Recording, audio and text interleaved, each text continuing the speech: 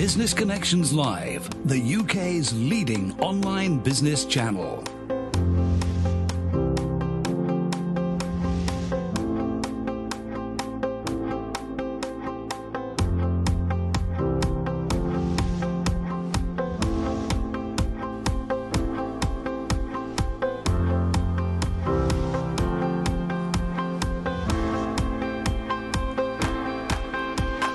This is Business Connections Live with Steve Hyland.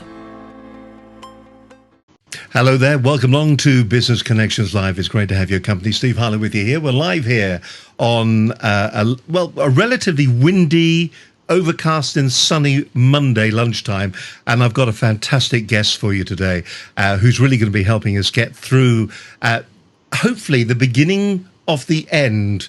Or is it the beginning of the end? Who knows? But we've got the fabulous Dee Blick with us. Hi there, Dee. It's great to have your company. Hi.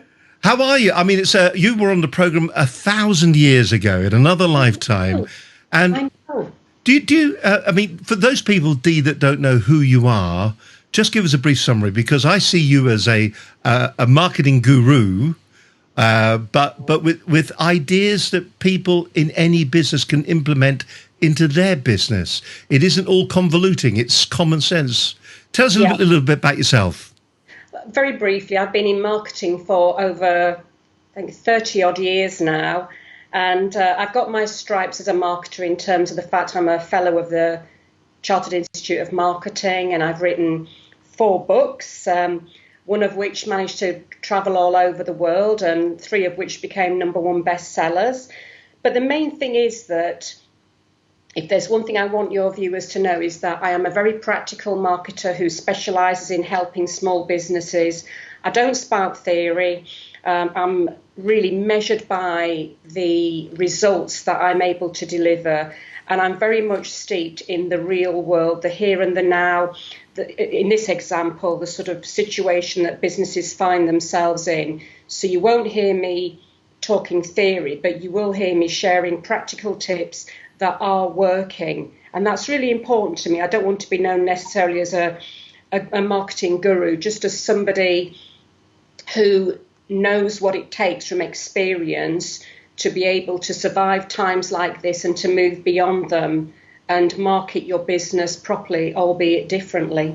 There are a lot of people out there at the moment who are regurgitating, they're spouting the normal mantras that you hear in this kind of environment that we find ourselves in. And it is very, very unusual where we are at the moment. Do you think if there was one piece of quick advice that you could give any business owner who is watching this at the moment, is there one thing that they should be doing above everything that would actually make a difference to their business? And we were just saying before we came on air, you know, this is one part of the problem. There is going to be a vacuum in the future. I mean, things are going to be very different. What I would say, because you've got to think about, there are businesses that are struggling now to get business and are therefore relying upon resuming post-pandemic.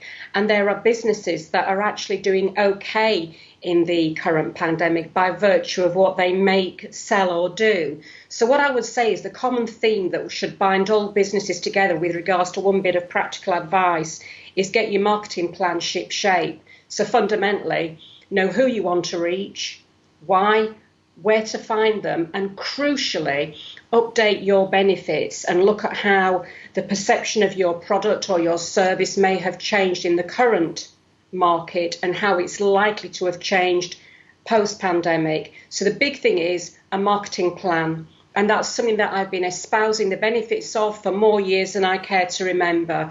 But now it's more important than ever, and you don't need a marketing qualification to be able to put a good marketing plan into shape. And I'm happy to share the headers here and share what I'm doing with clients. Do you know what's interesting? You say that. It's a bit like a business plan, a marketing plan, isn't it? A lot of people will put them together and then they'll put them somewhere nice and safe and never look at them again. They don't seem to think that they're a living, breathing thing that is part of their business. And I think the other thing as well is a lot of people don't understand what marketing is. I remember once working for a company, and the owner of the company he really thought that marketing was sales. or Yeah. it was sales as well as marketing. It was all the same thing. And it was very difficult to get over to him that one is bringing the horse to water, Yeah. and then the sales is making the horse drink it. Yeah. And that was the real difference, and it was very difficult to get that over. Tell you what, it's very nice. By the way, hello to David Richards, MBA. He's been really looking forward to this, and he just wanted to put this up on the screen and say thank you, David, very much indeed. By the way, if you have a question for Dee during the program, you can either go on to LinkedIn and leave a question there. You can go on to Facebook if you wish. You can go on to YouTube. We'll take your questions and we'll feed them to Dee. And if Dee doesn't know the answer, then who will, quite frankly? So no pressure, Dee, then. No pressure. So where should we start then? Where do you think the best place is for us to begin our journey along what the small business should be doing and how they should be preparing themselves? Right. Well, I think probably a good place to start. It's really important to me to share some client case studies of very different businesses that I am working with that are facing very different challenges in the current pandemic. And the reason I want to start, I spoke to 3 of my clients and asked their permission to share the case studies today with them, because I hope that in sharing the case studies, I will also then point out the key parts of the marketing plan that anybody listening or viewing this should take into consideration. So that's a good place for me to start, because I find that when you've got a case study, businesses can resonate with it. I'm not spouting all the, pivot yourself, it's a wonderful opportunity, it's never been a better time to reinvent yourself. It may well be that's the case. In my experience, I don't think it is the case. I think for some businesses, whoopee-doo, they're going to do fine in this. But for most businesses, they are struggling for survival. So if you're happy with that, I'll start with these. More than happy with that. So let's go down that route, because I think case studies make it relatable. And the thing is that what you get with a lot of speakers and a lot of experts is that it tends to be a discussion about the theory behind it, and what people want to see are the practicalities behind what's going on. So, the airwaves are yours, Dee. Take us through this journey. Okay. Well, what I'll do is I'll share them one by one, and if you want to come in and ask questions, because I haven't been clear about something, then we can do that. But I'll start with one client, because I've deliberately picked 3 very diverse clients out of the ones I'm working with. So hopefully what I'm sharing will resonate. So the first client is Calimex, and they're a business that I have worked with for 13 years. In fact, Mike Schlupp, the MD, retained me. He was the first business to retain me 13 odd years ago. Now, Calimex supply automotive products to motor factors who then distribute them onto motor mechanics. So the kind of products you'll see in a bottle, like a good example is K-Seal, permanent coolant leak repair, their exhaust cleaning product, DPF products. And so they sell this whole range of products to the motor factor. That's their predominant stream. They don't sell online. They're very much business to business. Then the motor factor predominantly sells to the mechanic. Right. What happened was the pandemic hit, and literally overnight he lost 97% of his business. 97% of the motor factor shut shop. And the reason he knew 97% had shut shop was that he had his telephone marketer, Didge, who was on the phone every day, and she was either getting the, sorry, we're no longer open for business, or just no answer at all. And it was also corroborated in the trade media. So here was Mike in a situation where 90%, 70% of the motor factors had shut shop, mechanics had shut shop. So what could he do? Well, let's be realistic here. He can't fight the tide. It's no good saying he could pivot. And suddenly he'd got a good online presence, but it was always distributing through motor factors and to mechanics. So what Mike has had to do is focus on life beyond the pandemic. So we had a Zoom meeting, and my biggest thing to Mike was, okay, let's just crystal ball gaze into what's going to happen after the pandemic. Well, one thing we know for certain is that the products he sells are used to make cars better. They're low cost, but they're developed for the trade. So the mechanic will pour a bottle in to fix a certain problem or to add as part of the service initiative. So we're having to redefine Mike's offering and say to mechanics, we know that at the moment you're shut, but we also know that after the pandemic, you're going to be in big demand. Why will you be in big demand? because cars have been sat on the driveway for a long time. They haven't been driven. So if your car's got a diesel particulate filter, the likelihood is it's going to start getting blocked because you're also just doing a lot of short stop-start driving. Equally, we know there's going to be a queue of customers to your door who are going to be keeping their cars on the road for longer, their existing cars, because as we know, car sales were down to 4,000, I think, in April. It's the biggest drop ever since the 1940s. So all the signs are that although Mike is suffering now, what's going to happen beyond the pandemic is that his audience, i.e. the motor factors who supply to the motor mechanics, are going to be in big demand. And the mechanics are going to need high quality trade developed products, which Mike's are, to be able to say to customers, come in for your service now. Don't just have a basic service. We can add a few more bells and whistles with these professional products. So what happened, and I've got an example to show you here, is that I went to all the trade media, all the media aimed at mechanics. They're all online, naturally, because they can't get a printed copy out there now. And I pitched it to them and said, look, this is the story, and I've got double-page spreads with all of the trade media aimed at mechanics, and I've done the same for motor factors. And I've got an example here of an article. I'm only going to read you the beginning, but this is an example of when I say to businesses, how is your marketing message going to change post-pandemic? What will be of real importance to your target audiences? What could be a barrier? For example, a perception that you're too expensive. So part of our marketing plan has to be the readjustment of our message. So here's this article, just the introduction. All right, then. Is that okay? Just to give you an illustration of what I mean. Absolutely. Take it away. So the introduction is, it's not even been printed yet, mechanics back to business with a boom. As we emerge from this global pandemic, there will be winners and sadly losers. The professional motor mechanic, especially the independent mechanic, who before lockdown was offering expertise and value for money, will undoubtedly be in even bigger demand and firmly in the winners category, not least for the following reasons. New car sales at lowest levels since the 40s. Cars stuck on the drive for weeks and then now being dusted down. The annual service that was delayed, those small repairs, they cannot be put off any longer. They must now be attended to by a professional.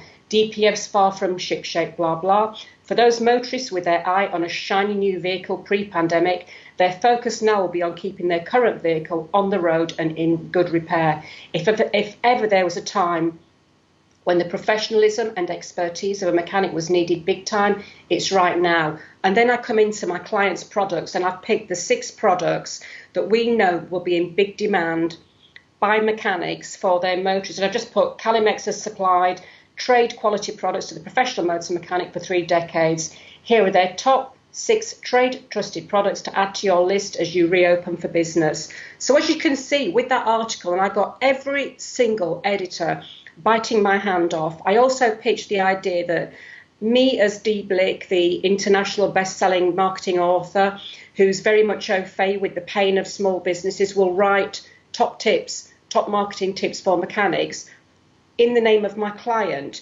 So I wanted to but that's inspired, isn't it? And the thing is that businesses aren't thinking like that.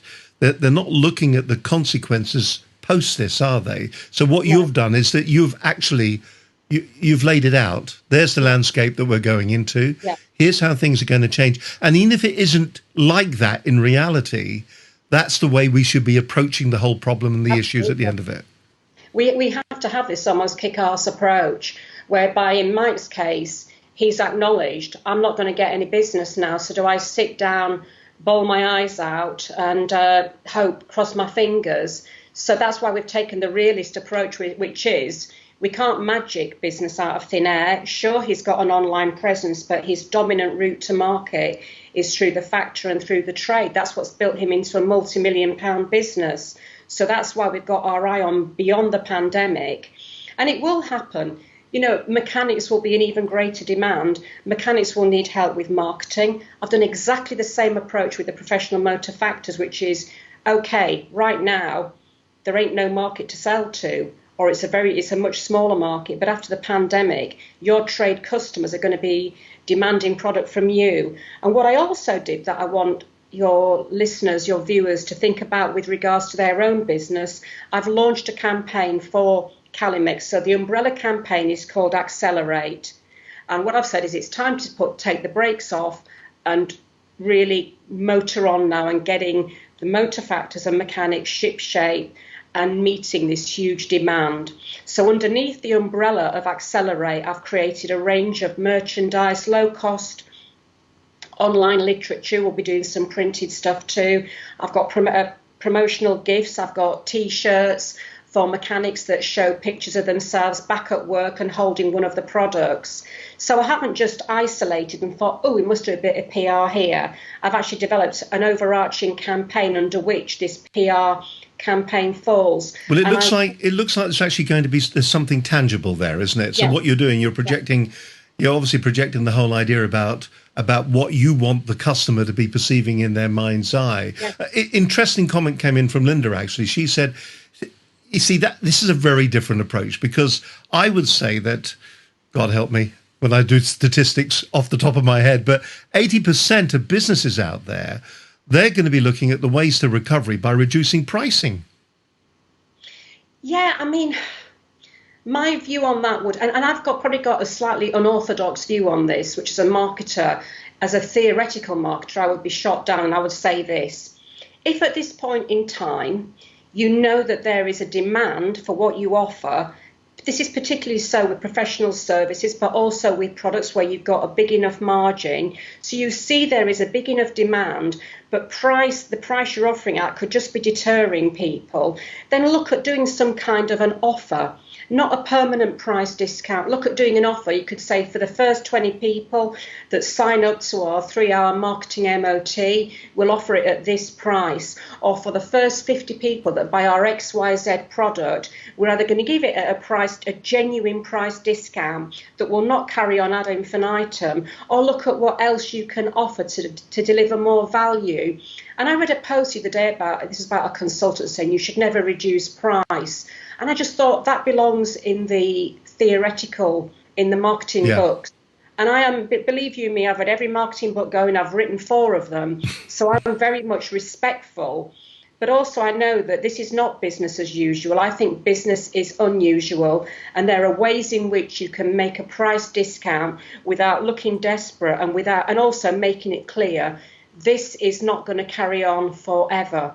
I will not be offering this price discount. That's right. You've got to do it. I'll tell you what's very interesting. Angus Grady, of course, coming in with some comments all the way through the program. So do you know Angus? He's fantastic. I think he's a real plain speaking. Yes, he is. He is. This is interesting. David Richards, he was at the top of the program. David's came back with another comment.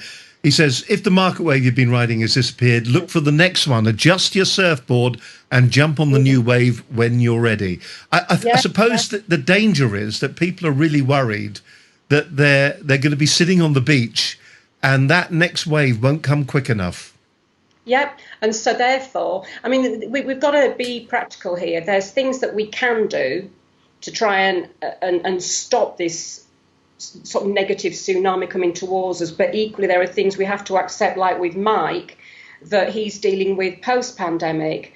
And so it's looking, and that probably brings me very neatly onto a second example as well of a business that has launched a new product, ironically, which is completely free. There's no hidden catches to it, because they can see that there's a need for it. So well, I'll tell you what I'm going to ask you to do. I'm going to ask you to hold that thought for a moment. Yeah. Take a breath. We've had a few people asking as well, why is Dee wobbling about so much? It's because your laptop's on your lap, isn't it? Yeah, it is. What shall I do with it? Well, you're wobbling around a bit. I've got a table. Well, that'd help. That'll help. I tell you what, listen, you sort your table out and I'll come back to you in a minute, all right? Okay. Dee Blick, my guest on this week's edition of Business Connections Live, a really great guest. And I think what's really good about this is the absolute plain talking. Oh, yes. I can see on another screen here that she's got it all sorted now. Fantastic. I might still wobble about because I'm very animated. No, you can wobble about all you want in just a moment, though. Let's go back a week and hang on. Angus Grady's just come up with another question. I have all. Angus Grady says he's got all 4 of your books, Dee. So that's. I love him already. I love him even more. Never mind about you. Excellent. She. No need for me to tell him. You've done the job for us. So there you go. Job done. Listen, I'll come back to you in a moment, Dee. Okay. And we'll talk a little bit more about those worked examples that we're talking about today. You're watching Business Connections Live. Great to have your company today. And let's go back a week. We had a good guest on the program last week. It was Mark Terrell, and it was looking at how to motivate your team. And I would imagine in the environments that we're in at the moment, motivation is probably something that's going to be quite difficult because people are living in a world of uncertainty. So how do you motivate your team? He came up with some really good advice last week with the key takeaways from last week's edition of Business Connections Live. Here's Mark Terrell.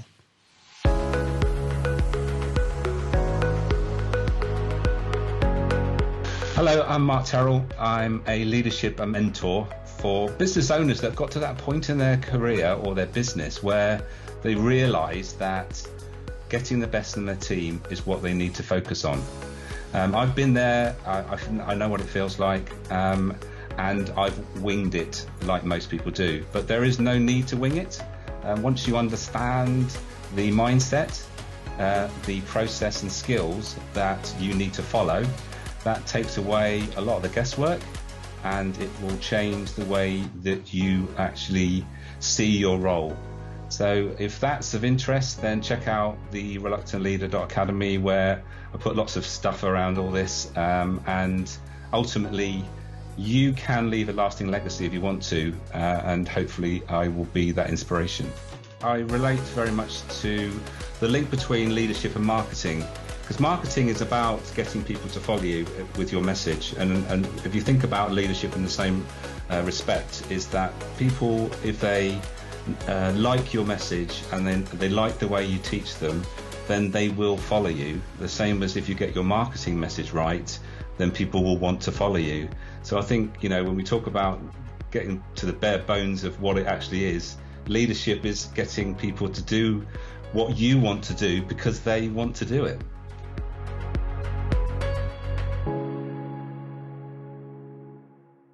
Mark Terrell from last week's edition of Business Connections Live. A fantastic program. Thank you very much to Mark for joining us. We've got Antonio Falco coming up a little bit later on as well, and he's talking a little bit about sales, because that's going to happen to us all again. We've got this marketing, so how do you then go out there and actually ask for the money? There are a lot of people who maybe up to the pandemic, up to the crisis that we've been through, in fact, what was happening, they were no more than order collectors. And what Antonio is saying is that there are times that you actually have to just walk up to your customer and say, look, do you want this or don't you? Now, if you're thinking that the show is really helpful and useful to you, well, why don't you get in touch with us here at Business Connections Live? It's dead easy to do that. All you got to do is drop us an email to studio@businessconnectionslive.com, or if you want, you can pick the phone up and give us a ring on 01784 256 777. I'll press that button again to see. There it is. Don't forget, you can watch the program on Facebook. You can also watch it on YouTube. You can also watch it on LinkedIn as well. And the best place to probably go to get everything that you need to find out about Business Connections Live is to go to our website at businessconnectionslive.com. Great to have your company as always. Here we are. We're live on a Monday. We've got a fantastic guest with us today. My guest on today's program is Dee Blick. Hello there, Dee. Just going to get rid of some of these lower thirds that are on the screen at the moment. We'll get rid of that one, and we'll get rid of the telephone number, and we'll get rid of that. There we are. It's back. And look at that. You're not wobbling anymore.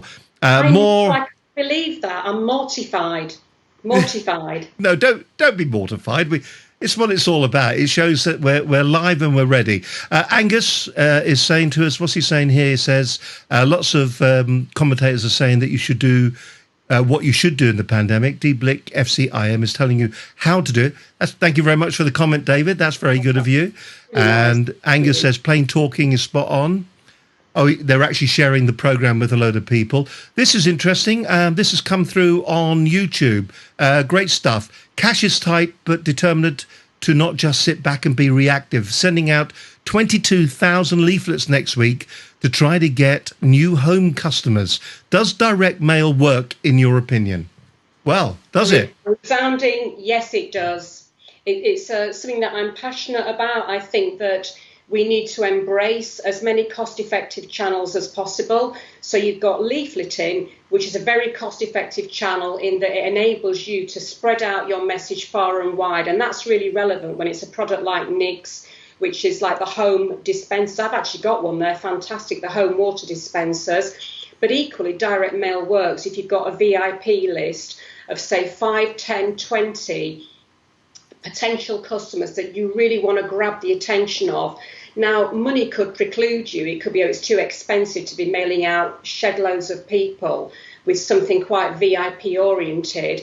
But I've done the most amazing campaigns. When I say amazing, I've generated 6-figure sales from doing direct mail on a VIP basis, particularly to lapsed customers or to prospects that have shown an interest, but they are yet to buy. So when I'm looking at direct mail, I'm looking at a really good quality envelope, not a really cheap envelope. I'm looking at a very nice letter on letterhead that's hand signed by the addressee. I'm looking at a lumpy enclosure, whether it's a nice black and red pen because you're trying to target a senior person or a CEO, or a very good quality pen. So something that gives that envelope the intrigue appeal. Angus will know about this if he's got my books.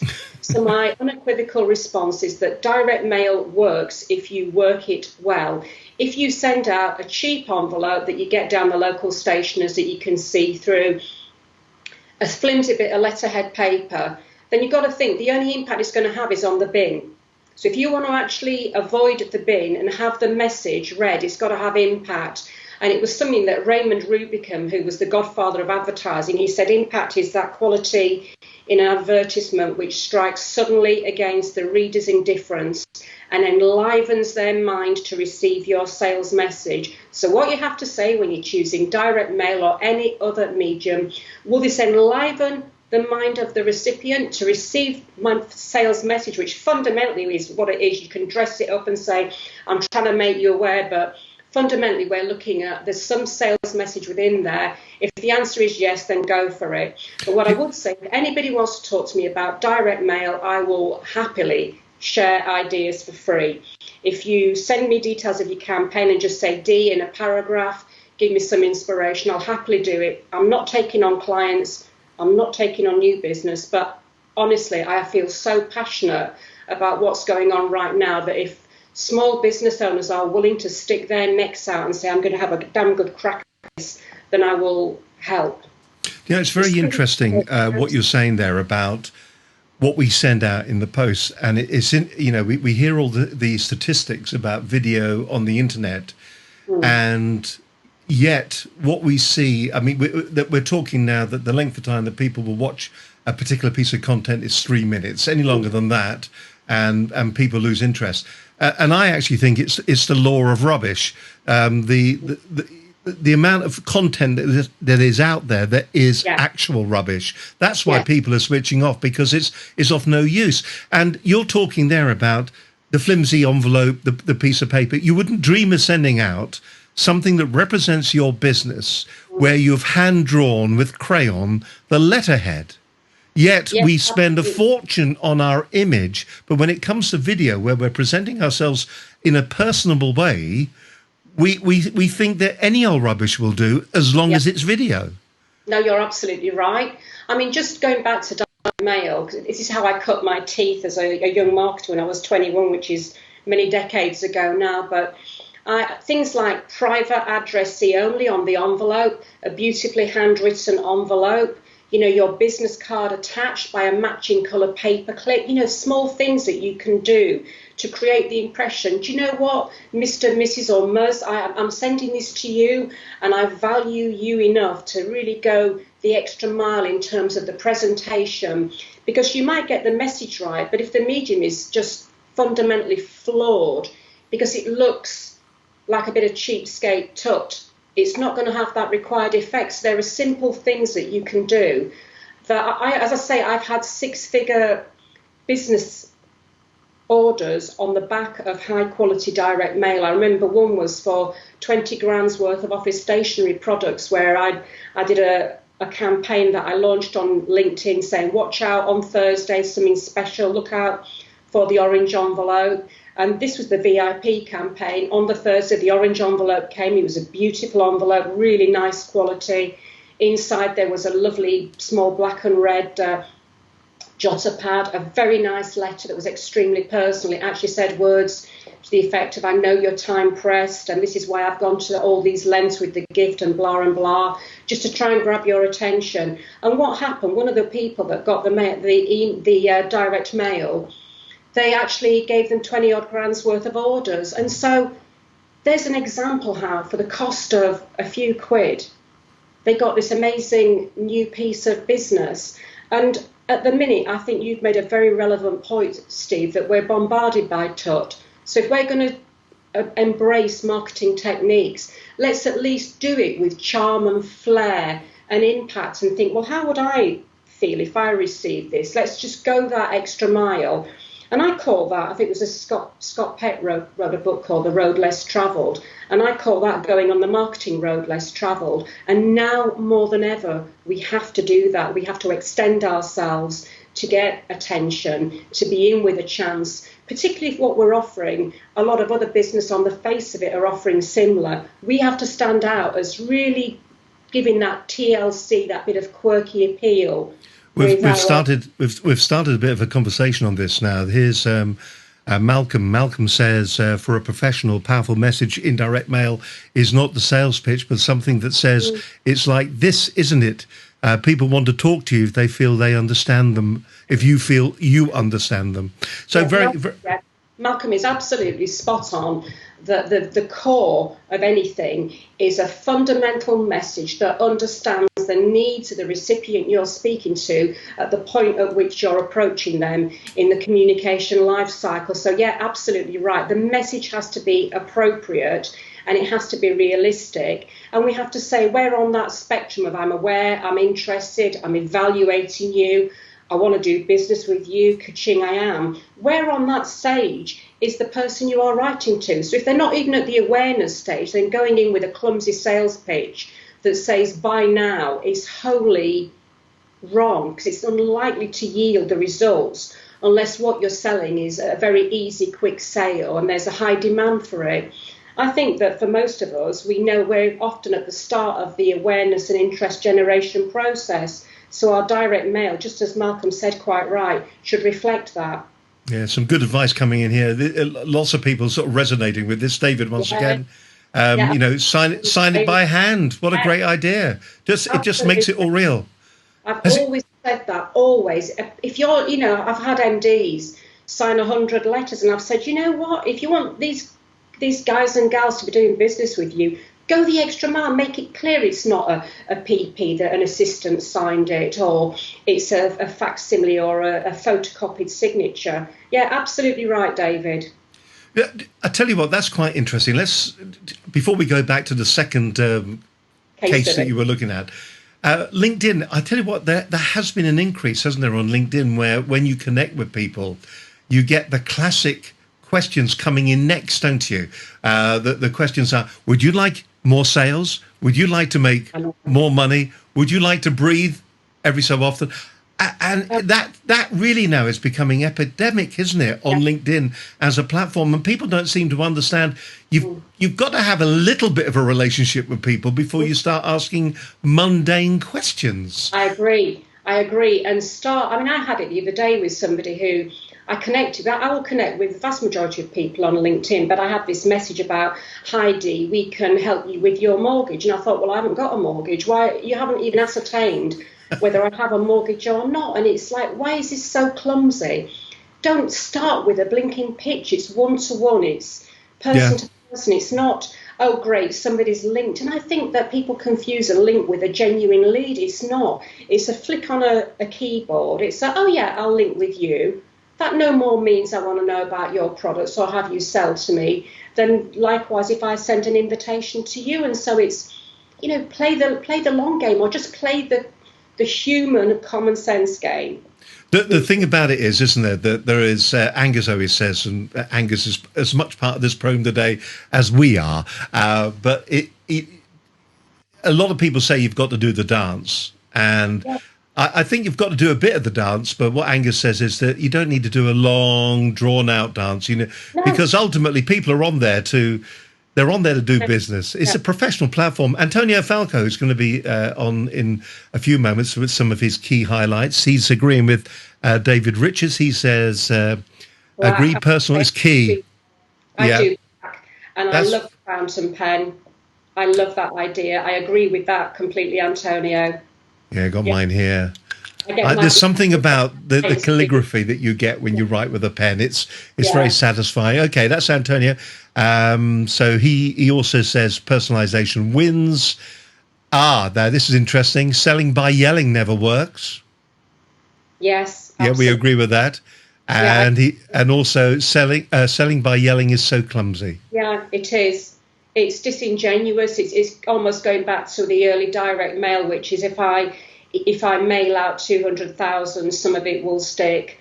And I think on a platform like LinkedIn, you just shouldn't do that. But it's interesting because even in my own endeavours with editors, I get a huge amount of media coverage for my clients because I know how to communicate and I know how to present good ideas that are reader relevant and they're the right tone for the publication. But I wrote to an editor the other day and he didn't respond. And then I sent him another message saying, just want to make sure you got the response. He didn't respond. So my final gambit was, I kind of understand from your lack of response that you are not taking this storyline any further. If you get a moment, just let me know why this may or may not be the case. But I fully understand you have complete authority over the editorial. He came back to me and said, Dee, I'm really sorry. I was super busy. And what you don't know, I took your press release, I printed it, and will you write some articles for us on the subject matter, which is funny enough, the third client case study. So I almost believe in that 3 strikes and out, but I'm not saying that is for all forms of communication or sales. There are so many different theories about the 6th call makes it, and I think it depends on exactly what it is you're trying to communicate and the relationship you're trying to set up. But my personal one is 3 strikes, then I'm out. I remember you saying that the last time you were on the program, actually, because, time to move on. And I think the other thing that businesses sometimes do is that they will chase a particular client and then that client becomes the only client that they can see or focus on. And what they've got to do, they've got to step back for a moment and go, actually, there should be 20 of those clients that they're chasing at any one time. So you've got this, disappointment by the lack of numbers. Because if it's just one person and they say no, then you really do take a personal knockback, don't you? Yes. All right, let me just get a few more of these on the screen. I mean, Antonio Falco has now got very, very busy. He's figured out how the keyboard works. He says it's also about thinking about standards. Everybody is too cool for school in the way we dress. The lack of homework people do before they approach a potential customer. That's painful. People do not research. It's exactly what you were saying earlier on as well. And what else? He's come up with another one as well. Oh, yeah. Selling by yelling is not selling. It's pitching, which equals. It's pitching, which equals. We get that.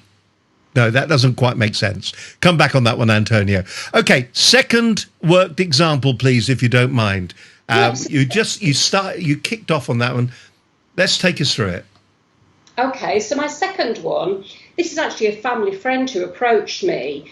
And his name is Mike Collins. He's the managing director of a business-to-business debt recovery company called Direct Route. And what Mike said was that he realised that a lot of small businesses are owed money, significant amounts of money that was owed pre-pandemic, and now it's going into serious debt or severely overdue invoice post-pandemic. But a lot of these small businesses, which I believe passionately should be paid, passionately that they're, because it's so crucial to their survival at the moment, with so many just being 1 month is one of the stats I read away from actually not being a viable business. So cash flow is crucial to their survival. And what Micah did was he's developed this product and it's free. And I was like saying to him, come on, what's the, is his mate, and then I'm doing some marketing for him. What's the catch? It's a free overdue email chase service for predominantly SMEs that want to try and get the monies recovered while still retaining a trading relationship with their client, their supplier post-pandemic. And so this service that he launched, he said it's going to be free. We'll donate £1 of it's £1 cost to the person using the service. We'll donate that to the NHS Frontline Appeal. Mm-hmm. And what's happened is that the response has been quite astonishing, that 95% of the small businesses using it have had a positive response, which is defined as they've either had payment in full, they've had payment by instalment or agreement to pay. So what I did, I thought this product's amazing. And I was saying to Mike, well, what do you get out of it? And he said, well, what will happen is that some of the small businesses might not get paid, in which case they might then want to move on to using our full debt recovery services. You know, if they're the business they are emailing under this Chase service decides not to respond, it might well be that they can no longer maintain a trading relationship with them. So they're happy to go for full debt recovery, where we reclaim costs from the debtor payer. So what happened was I went to the media. I looked at all the different SME publications, for example, like the builders, merchants, professional electricians, the pest controllers. So businesses that we know they deal with other businesses that will be suffering from unpaid invoices or overdue debt. And I pitched the idea to all of the editors, and the reaction has been astonishing. Every single editor has jumped at covering the press release I created. And what I then did, I tailored each press release to align with the readers. If I'm writing to builders merchants, then obviously I'm talking about builders merchants and the challenges they are facing in securing payment of overdue invoices and even aged debt. I did the same with electricians, with pest controllers. And by going to the media with this story, and I was able to sort of substantiate how successful it's been and saying, look, this is a great product. I've had coverage. They've all promoted the video. We created a video. And I then, on the back of that, went to the media and said, clearly we've struck a chord here. I'm happy. I'll be ghostwriting under my client's name. We're happy to provide top tips on effective credit management, on what businesses can do before instructing a collections agency. And the reaction has been 100%, in that every publication I have approached has been overboard on this service. On the back of that, I was then able to go to professional associations like some franchises and get their buy-in. So that's an example of a business that has seen the need for this particular product in the current pandemic, and that although it doesn't generate any income for them, it does mean that some of the businesses that don't have success may well end up using Mike's business, but also we're laying down very good tracks for beyond the pandemic as well. So let me ask you a question on that, on what you've written. Have the publishers picked up on it because of A, it's been well written, great title, great storytelling, or B, because Dee Blick has approached them and it's your gravitas that is kind of bringing the message forward, and they're going, okay, this is worth looking at? Because I think there's some very badly written PR and press releases and stories for the press out there. People don't understand storytelling, I don't think, at the moment. They want to tell linear stories from the beginning to the end. They don't turn it on their head, so don't get to the headline quick enough. Do you think that the fact that it had your name on it kind of helped elevate the level of gravitas that the article had? Yeah, I would say that probably the mix was 80% was the message, 20% was D, because I know how to communicate with the media. But what I would say to businesses that are listening to this is that editors and journalists at the moment, a lot of them are working at home.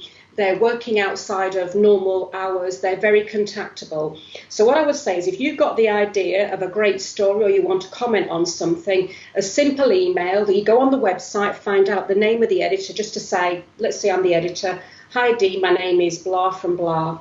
Having looked at your publication, I believe we have a really good story to share. It's about whether it's a new product that we have developed, which is really resonating with this audience, whatever your audience is, in the pandemic, or that it will resonate post-pandemic.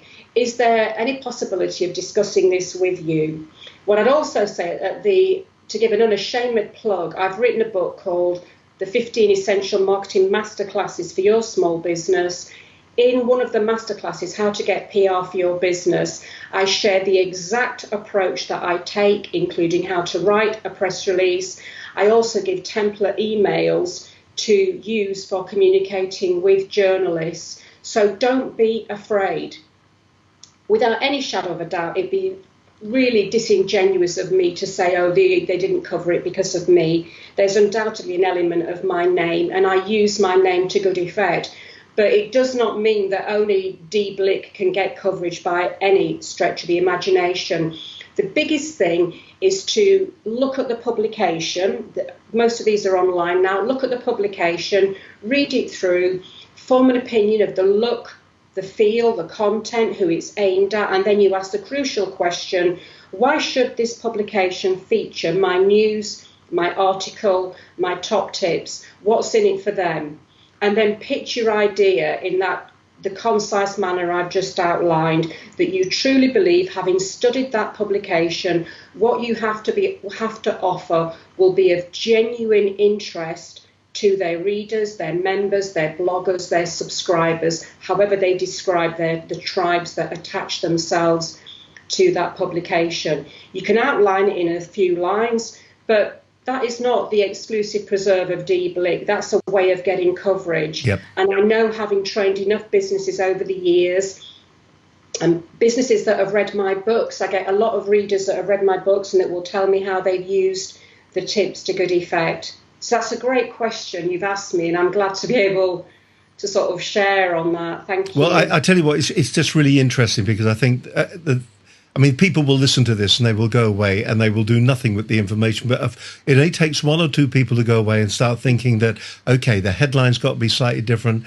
There is a way forward on doing this. I can raise the profile of my business, and I can do it simply, but I just got to think it through. I've got to think it through. What's this? Look at this. Yes. And an endorsement there as well from Angus saying, brilliant advice. Thank you, Angus. Listen, if I could, I'd run off with Angus, but unfortunately, at the moment, we've got social distancing, so it's not possible. Do you know there are times that social distancing has its benefits, Dee, and this is probably one of them. More from Dee Blick in just a few moments' time here on this edition of Business Connections Live. Hope you're enjoying today's program. We're having a real ball here today. My guest on today's show is Dee Blick.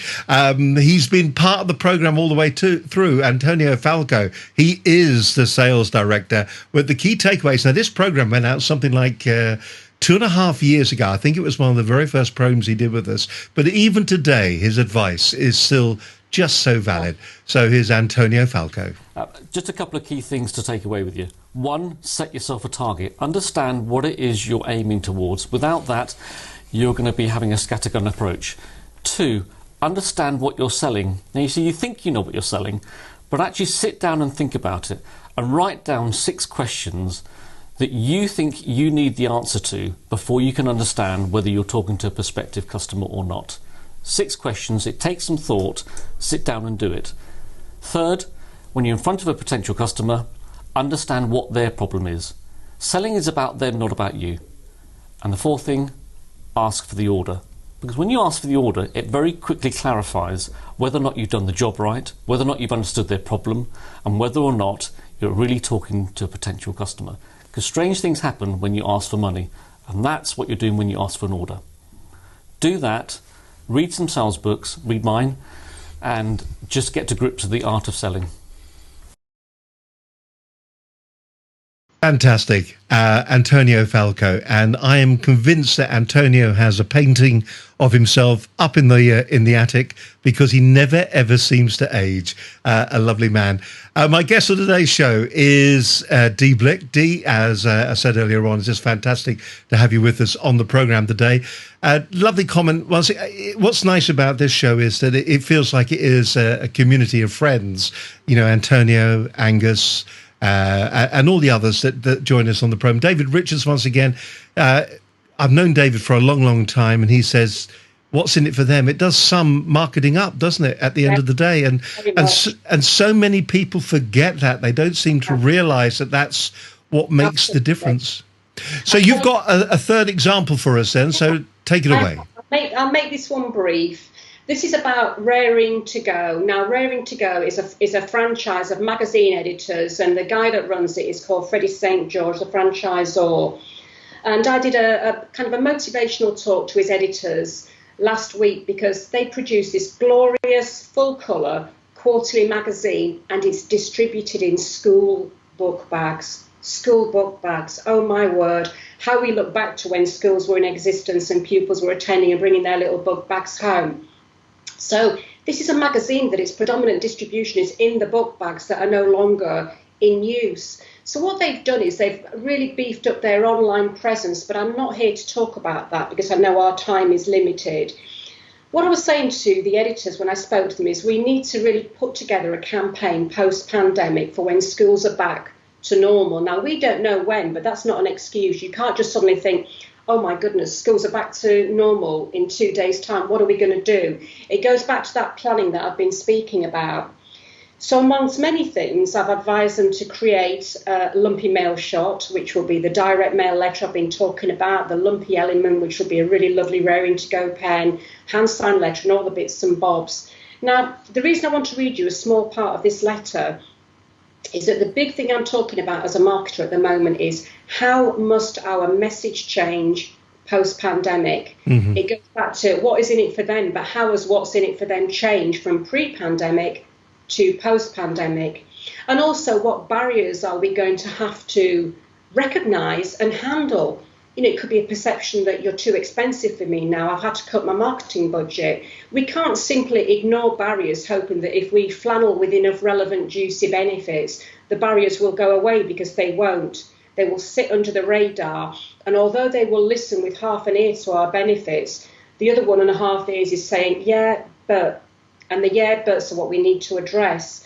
So I've created this letter that's going to go out post-pandemic. I'll just read a few bits to you because I hope this illustrates what I've been warbling on about this last hour. All right. So the introduction was, countdown has commenced and we'll soon be back in print with our biggest issue yet. We would love to talk to you. It's time to get back to business. And I've just spoken about lockdown and what they've been doing online. And then I put, however, with the green shoots now beginning to sprout, it's very much roll up our sleeves time, get the printing presses whirring into action and taking our glorious full colour, packed with great content magazine back into those school book bags. And that's why I'm writing to you today. And this next paragraph is the understanding of what might be the barriers. I can understand why you may feel a little unsure about marketing in general and cautious about costs. But when it comes to our magazine, we have some fantastic offers and truly special coverage to propel your business centre stage. Coverage, I am hopeful, will not make a big dent in your marketing budget and that will deliver a return on investment in no time. It's definitely worth a closer look and an initial conversation, I hope. And then the letter goes on, and I finish it with, at this stage, you don't have to make a decision to advertise or not to advertise. But if you do want to be in the next issue or are simply thinking about it, please talk to us about our early bird offers. Let's discuss how we can put your business centre stage again with the people you want to reach and a compelling message that ensures they put your business at the top of their list of what to do and where to go.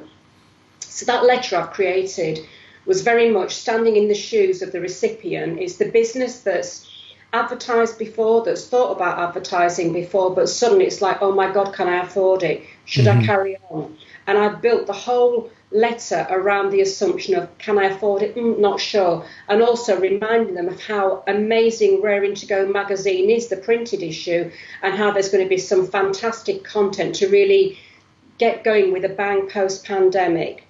And that's my last case study, Steve.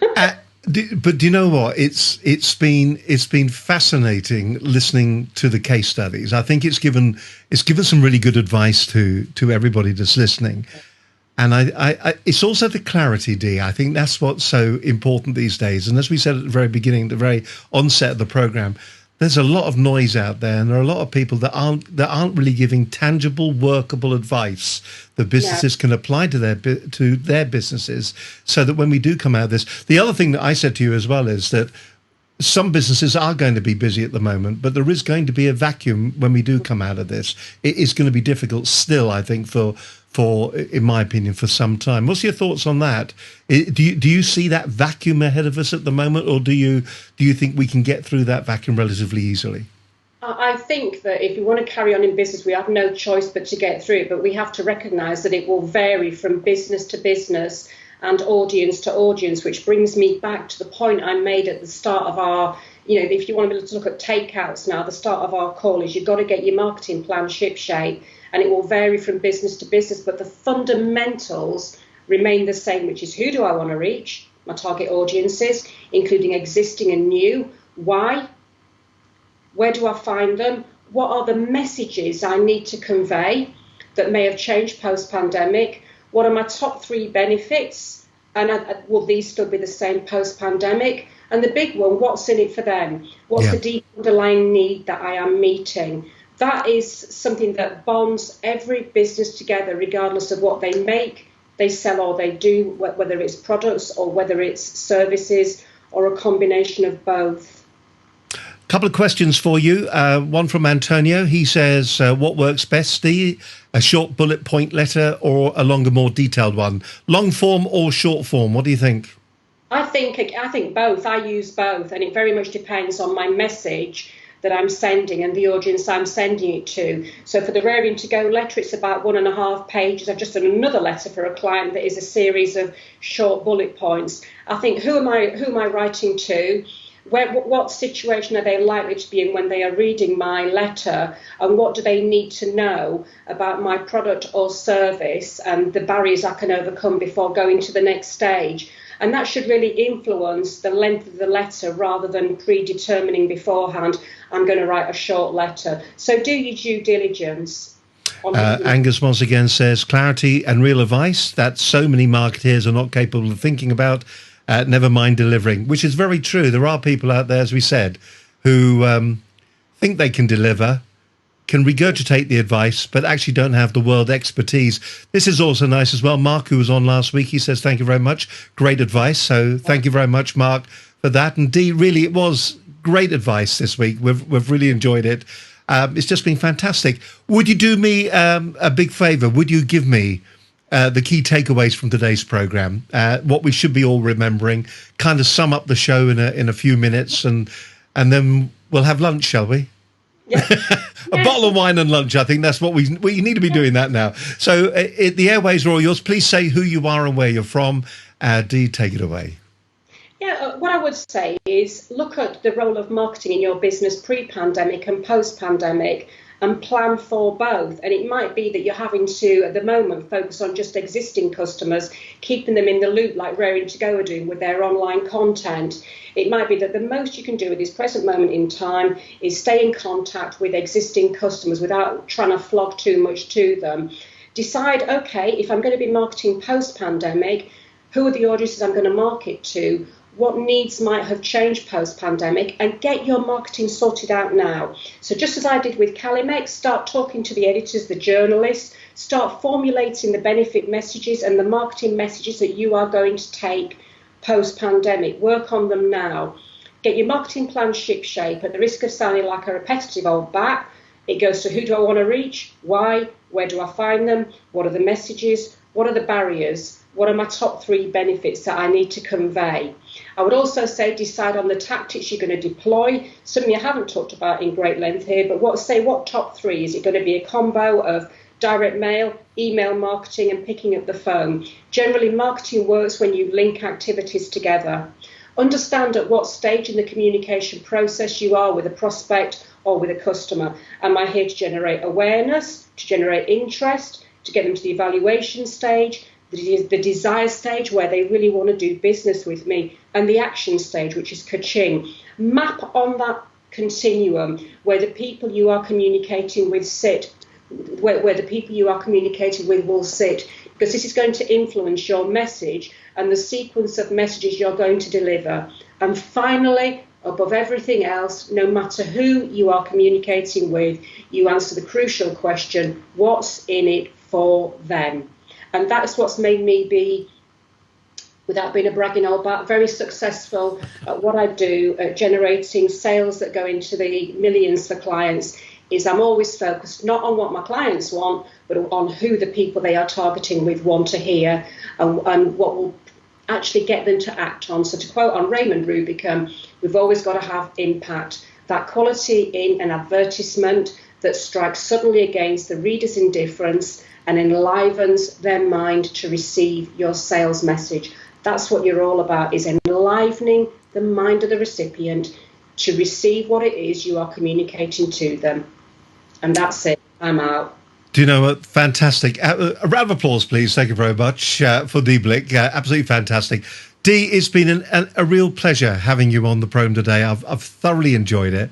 It's just been a cracking show. I think all the people who have been involved as well online with us and have been asking questions and making their comments, thank you very much indeed. I've had this one through from Antonio again. He says he needs to get back on the program. He's bought a new suit apparently. Thank you very much, Antonio. We look forward to it.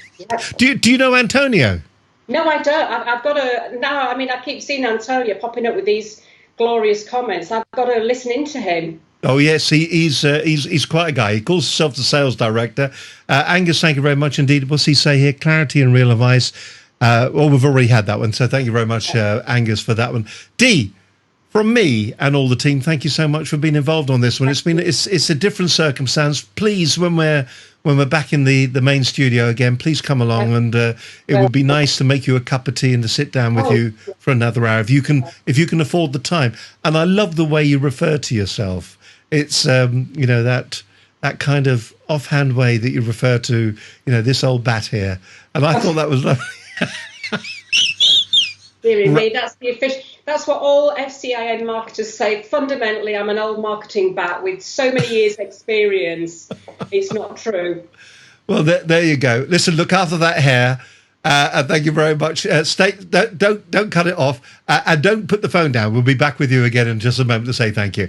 My guest today, the fantastic Dee Blick. We've been battling a little bit against broadband. I hope you've enjoyed the show. It's all about the content today. That's what today has been about, and I hope even if there's just 10% of it you find useful for your business, I hope it will help you. We live in very difficult times. Growing our business, getting our businesses to survive, this is a challenge in its own right. But hopefully, with some of the advice that we've given you today, you should be able to go away, at least have some form of strategy that you can move your business forward and get through this. If we look back at the program, at the first example, what we've done is that we've put the ideas into our future customers' mind's eye. We've shown them what we want them to be thinking.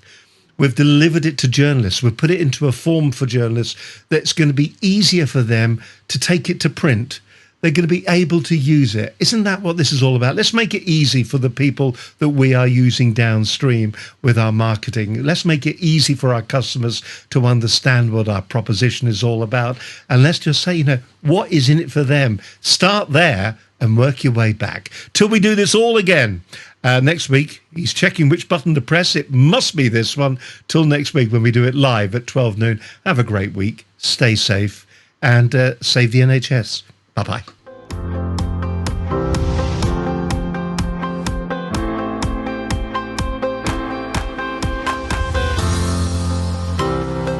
Business Connections Live, the UK's leading online business channel.